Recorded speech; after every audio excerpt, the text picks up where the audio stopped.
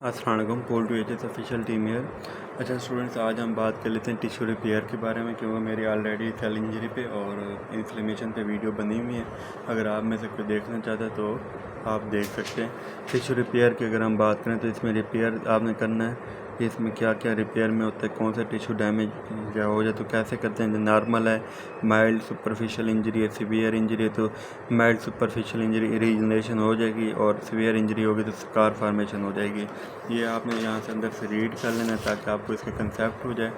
इसके बाद आपने सेल एंड टिश्यू रीजनरेशन करनी है। ये लिबाइल टिश्यू वेरी इंपॉर्टेंट और स्टेबल टिश्यू, इन दोनों में डिफरेंस मोस्टली पूछा जाता है, तो आपने इनको लाजमी करना है और इसका पता होना चाहिए कि इन दोनों में डिफरेंस क्या है। तकरीबन 3-4 पॉइंट आपको पता होना चाहिए, और ये भी पता होना चाहिए कि ये इसकी पोजीशन कौन सी होती है, कौन सी टिश्यूज़ कहाँ पे, कौन से टिश्यूज़ में लिबाइल टिश्यूज़ हैं और कौन से टिश्यूज़ स्टेबल टिश्यूज़ हैं।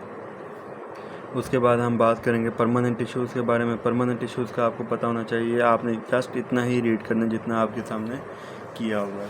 इसके बाद हम बात करेंगे लीवर रीजनरेशन के बारे में। लीवर रीजनरेशन में आप देख सकते हैं ये सारा का सारा टॉपिक इम्पोर्टेंट है।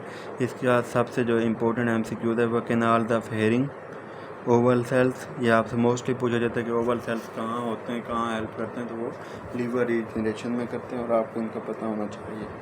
इसके अलावा लीवर रीजनरेशन के अलावा हम बात करेंगे अब रिपेयर बाय स्कारिंग की।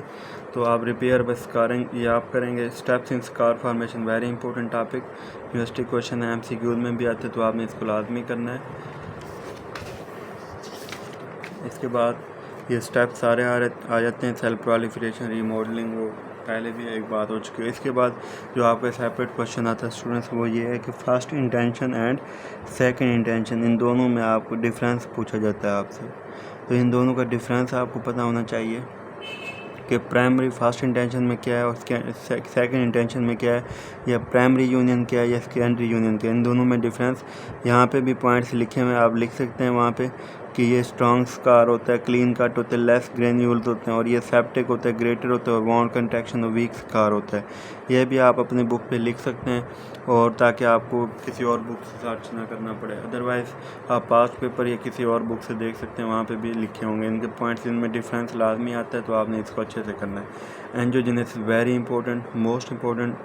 इसमें सबसे ज़्यादा इंपॉर्टेंट जो है ये आपको स्टेप्स ये पता होने चाहिए कि कौन कौन से स्टेप्स हैं।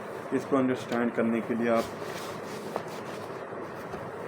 ये डायग्राम देखेंगे साथ में, जिसमें वैसोडाइलेशन आ जाती है। इसके बाद activation of fibroblast and deposition of connective tissue आ जाता है। ये सारा का सारा आपने करना है। ये आप रीड कर लेंगे अंदर से, ऐसा यहाँ से पूछा कोई नहीं जाता, लेकिन ये जो इम्पोर्टेंट है एंजियोजेनेसिस वाला, ये बहुत इंपॉर्टेंट टॉपिक है। इसके बाद स्टूडेंट्स आपने ग्रेनुलेशन टिश्यू, स्कार, फाइब्रोसिस या मार्फोलॉजी से ये पॉइंट करने हैं।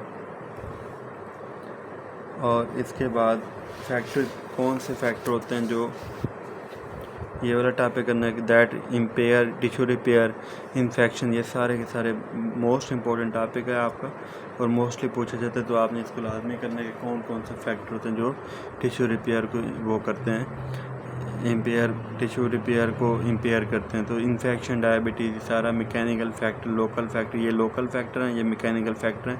मोस्टली आपसे हेडिंग यही पूछी जाती है कि लोकल फैक्टर लिखें और या फिर मैकेनिकल फैक्टर लिखें, तो आपने उस वे से ही लिखना होता है और उस तरह से याद करना है। इसके अलावा स्टूडेंट्स इसमें से जो इम्पोर्टेंट है वो है डिफेक्ट्स इन हीलिंग वाउंड्स। तो आपने ये सारे के सारे डिफेक्ट्स याद कर लेने। एक्सेसिव स्कारिंग का आपको पता होना चाहिए, इसमें हाइपरट्रॉफिक स्कार बन जाता है, ये आपको पता होना चाहिए, क्योंकि मोस्टली MCQ में यह पूछा जाता है आपसे। किलाइड का पता होना चाहिए, वाइवा में भी पूछा जाता है और MCQ में भी पूछा जाता है। इसके अलावा डेस्माइड्स का पता हो, कंट्रैक्चर का पता हो, ये क्या क्या होते हैं। इसके बाद आप स्टूडेंट्स आपने इसके नेक्स्ट पोर्शन में से और कुछ नहीं करना। यहाँ तक हमारा रिपेयर का टॉपिक एंड हो जाता है। तो स्टूडेंट्स आप में से जो भी चैनल पे न्यू है, काइंडली चैनल को सब्सक्राइब कर लें ताकि अगले आने वाली जितनी भी वीडियोज़ हैं आपको मिलती रहें। इसमें आपको ऑल सब्जेक्ट्स की गाइडलाइंस मिलेंगी, तो आप यहाँ से देख सकते हैं। ओके स्टूडेंट्स, अल्लाह हाफ़िज़।